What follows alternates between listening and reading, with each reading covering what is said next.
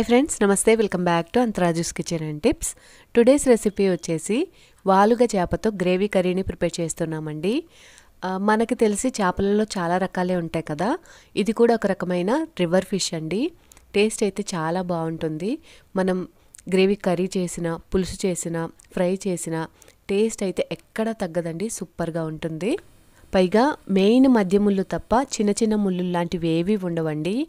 ఈ వాలుగ గ్రేవీ కర్రీకి కాంబినేషన్గా పప్పుచారు బాగుంటుంది. అలాగే వేడివేడి అన్నంలో ఈ గ్రేవీలోకి నిమ్మకాయని పిండుకొని తిన్నామంటే భలే బాగుంటుందండి. ఒకసారి ట్రై చేయండి ఈ రెసిపీని.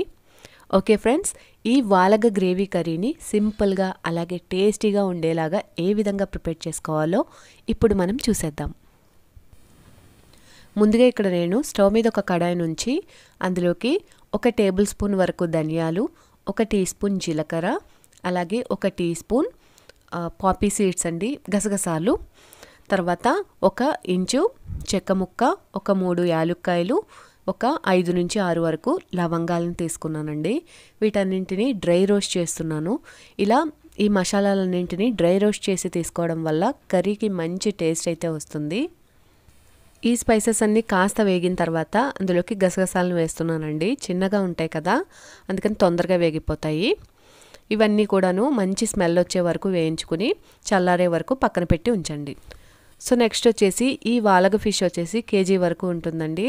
ఫిష్ని శుభ్రంగా క్లీన్ చేయించేసి ఆ తర్వాత అందులోకి 1 టేబుల్ స్పూన్ వరకు కారం, 1/2 టీ స్పూన్ పసుపు, అలాగే 1 టీ స్పూన్ వరకు సాల్ట్ని ముక్కలన్నిటికీ పట్టే విధంగా శుభ్రంగా పట్టించి పక్కన పెట్టి ఉంచానండి. మనం క్లీన్ చేసుకున్న తర్వాత చేప ముక్కల్ని అలాగే వదిలేయకుండా ఈ విధంగా ఉప్పు కారాన్ని పట్టించి పక్కన పెట్టి ఉంచామంటే చేపలకి బాగా పడతాయన్నమాట. అందుకని ఇక్కడ నేను ఉప్పు కారం పట్టించి పక్కన పెట్టి ఉంచాను. కర్రీని కుక్ చేసుకునేటప్పుడు ఉప్పు కారం ఏమైనా ఎక్స్ట్రా పడేటట్టయితే వేసుకోవచ్చండి, ప్రాబ్లం ఏం లేదు. తర్వాత ఇక్కడ వచ్చేసి మసాలా కోసం 2 ఇంచుల అల్లం ముక్కని అలాగే 15 వెల్లుల్లి రెబ్బల్ని తీసుకున్నాను. మీ దగ్గర అల్లం వెల్లుల్లి పేస్ట్ ఉన్నట్లయితే కూడా 2 టేబుల్ స్పూన్స్ వరకు వేసుకోవచ్చు. కానీ చేపల కూరలోకి అప్పటికప్పుడు రుబ్బుకున్న మసాలా వాసన టేస్ట్ చాలా బాగుంటుంది. చేప ముక్కల్ని బట్టి మనం మసాలాను తీసుకోవాలండి. 1 కేజీ ముక్కలకి ఇంత తీసుకుంటున్నాను. ముక్కల్ని బట్టి మనం మసాలాని ఎక్కువ తక్కువల్ని అడ్జస్ట్ చేసుకోవచ్చు. ఈ విధంగా అల్లాన్ని కూడా చిన్న చిన్న ముక్కలుగా కట్ చేసుకుని తీసుకున్న తర్వాత మనం ముందు డ్రై రోస్ట్ చేసి పెట్టుకున్నాం కదండి స్పైసెస్ని, వాటిని కూడా ఇందులోకి వేసేసేయాలి. ఇప్పుడు వీటన్నింటినీ స్మూత్ పేస్ట్ లాగా గ్రైండ్ చేసుకోవాలండి. ఇలా మనం తీసుకున్న మసాలాని మెత్తని పేస్ట్లా గ్రైండ్ చేసుకుని పక్కన పెట్టుకున్న తర్వాత ఇక్కడ నేను 1 కొబ్బరి చెక్కలో సగం కొబ్బరిని తీసుకొని మెత్తని పేస్ట్లా గ్రైండ్ చేసుకుంటున్నానండి. మీకు కావాలంటే కొబ్బరి కాస్త తగ్గించవచ్చు, కానీ కేజీ ముక్కలకి కరెక్ట్గా సరిపోతుందండి. తర్వాత స్టవ్ మీద ఒక కడాయి నుంచి అందులోకి 3/4 కప్పు వరకు ఆయిల్ని వేస్తున్నానండి. ఇంకా చాలా తక్కువే వేసాను, ఇంకాస్త పడుతుందండి ఆయిల్ కూడా. తర్వాత 2 మీడియం సైజ్ ఉల్లిపాయల్ని అలాగే 3 పచ్చిమిరపకాయలని ఈ విధంగా నిలువుగా చీరి వేస్తున్నానండి ఆయిల్లోకి. ఉల్లిపాయలు గోల్డెన్ కలర్ వచ్చే వరకు చక్కగా కలుపుతూ వేయించుకోవాలి. ఉల్లిపాయలు ఈ విధంగా కాస్త కలర్ చేంజ్ అయిన తర్వాత అందులోకి మనం ముందు గ్రైండ్ చేసి పక్కన పెట్టుకున్న కొబ్బరి ఉంది కదండి, ఈ కొబ్బరిని వేసేసుకోవాలి. కొబ్బరిని వేసేసిన తర్వాత అంతా కలిసేటట్టు ఒకసారి బాగా మిక్స్ చేసుకుని ఆయిల్లో కొబ్బరి పచ్చి వాసన పోయి కాస్త కలర్ చేంజ్ అయ్యేటట్టు వేయించుకోవాలండి. అలా కాకుండా కొబ్బరిని వేసేసిన వెంటనే నెక్స్ట్ ప్రాసెస్లోకి వెళ్ళిపోయామంటే కర్రీ అంత టేస్టీగా ఉండదు. కాబట్టి ఆయిల్లో ఈ కొబ్బరి చక్కగా వేగేటట్టు వేయించుకోవాలి. తర్వాత ఇక్కడ నేను 2 రెబ్బల కరివేపాకును కూడా ఇందులోకి వేస్తున్నాను. ఈ విధంగానే కలుపుకుంటూ కొబ్బరిని వేయించుకోవాలి. చూస్తున్నారు కదండి, ఈ విధంగా కొబ్బరి ఆయిల్లో వేగాలన్నమాట. ఈ విధంగా కొబ్బరి వేగిపోయిన తర్వాత నెక్స్ట్ ప్రాసెస్గా ఇందులోకి మనం గ్రైండ్ చేసి పక్కన పెట్టుకున్న మసాలా ఉంది కదండి, దానిని వేసేసేయాలి.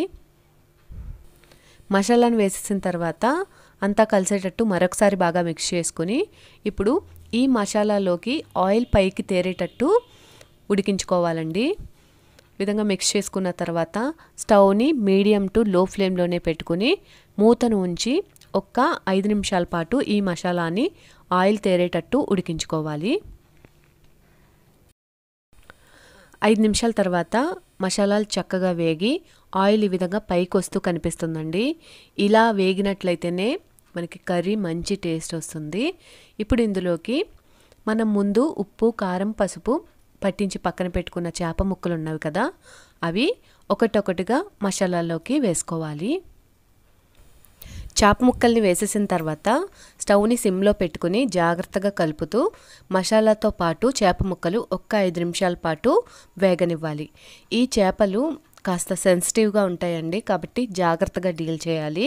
పెద్ద గరిటతో కాకుండా చిన్న స్పూన్ తీసుకున్నట్లయితే చేప ముక్కలు విరిగిపోకుండా తిప్పడానికి, వేగడానికి బాగుంటుంది. ఇక్కడ చూపిస్తున్నట్లు క్రింది మసాలా కొంచెం చేపలకి పట్టేటట్లు అటు ఇటు తిప్పుతూ సర్దుకోవాలి. తర్వాత మూతను ఉంచి ఒక 5 నిమిషాల పాటు వేగనివ్వాలి.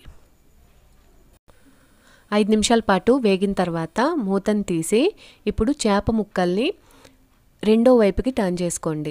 వీలైనంత వరకు అంటే తిరిగేంత వరకు ఈ విధంగా స్పూన్తో తిప్పుకుని, తిరగని వాటిని మనం కడాయిని కాస్త ఈ విధంగా మనం చేతితో ఊపుతున్నట్లయితే అవి సర్దుకుంటాయండి.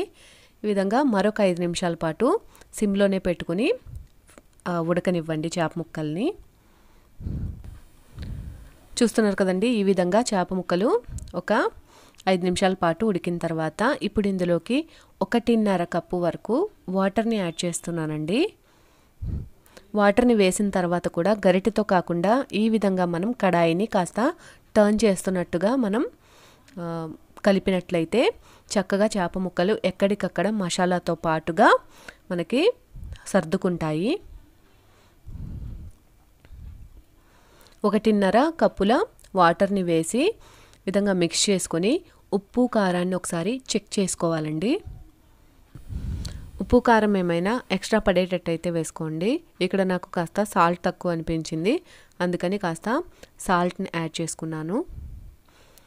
ఇప్పుడు కడాయిని మరొకసారి విధంగా మనం కలుపుకుంటున్నాం కదా, ఆ విధంగానే కలుపుకోవాలండి. ఇక్కడ చూపిస్తున్నట్లు గరిటెతో కన్నా ఇలా కలుపుకుంటేనే మనకి చేపలు విరగకుండా చక్కగా కలుస్తాయి. ఇప్పుడు మూతను ఉంచి ఒక్క 10 నిమిషాల పాటు అలా మీడియం ఫ్లేమ్లో ఉడికించుకోండి. చూస్తున్నారు కదా, గ్రేవీ థిక్గా అయిపోయిందండి. మనకి చేపల కర్రీ మ్యాక్సిమం రెడీ అయిపోయినట్లే. ఇప్పుడు ఫైనల్గా ఇందులోకి ఒక 2-3 టేబుల్ స్పూన్ల కొత్తిమీరని చిన్న చిన్న పీసెస్లా కట్ చేసుకొని స్ప్రింకిల్ చేసుకోండి. మనకి గ్రేవీ కన్సిస్టెన్సీ ఏ విధంగా కావాలో చూసుకుని స్టవ్ని ఆఫ్ చేసేసుకుంటే ఎంతో టేస్టీగా ఉండే వాలగ గ్రేవీ కర్రీ ఈజీగా మరియు టేస్టీగా రెడీ అయిపోతుందండి. చూస్తున్నారు కదా ఎంత బాగా రెడీ అయిందో. మనకి ఈ విధంగా ఉన్నట్లయితే సరిపోతుంది. కాస్త చల్లబడిన తర్వాత ఇంకాస్త థిక్గా అవుతుంది. ఇక్కడ నేను వాలగ చేపల ఫ్రైని కూడా చేస్తున్నానండి, అదే చూపించాను. రెండిటి కూడా చాలా చాలా బాగుంది. మీరు కూడా ఒకసారి ఇలా ట్రై చేసి చూడండి. ఓకే ఫ్రెండ్స్, మీరు కూడా ఈ రెసిపీని ట్రై చేసి టేస్ట్ చేసి ఎలా వచ్చిందో నాకు కామెంట్స్లో తెలియచేయండి. మీకు నా ఈ వీడియో కనుక నచ్చినట్లయితే ప్లీజ్ లైక్ చేయండి. మీ ఫ్రెండ్స్ అండ్ ఫ్యామిలీ మెంబర్స్కి షేర్ చేయండి. కొత్త వాళ్ళు ఎవరైనా మన ఛానల్ని చూస్తున్నట్లయితే మర్చిపోకుండా సబ్స్క్రైబ్ చేయండి. మరొక మంచి వీడియోతో నేను మిమ్మల్ని మళ్ళీ కలుసుకుంటాను. Thanks for watching.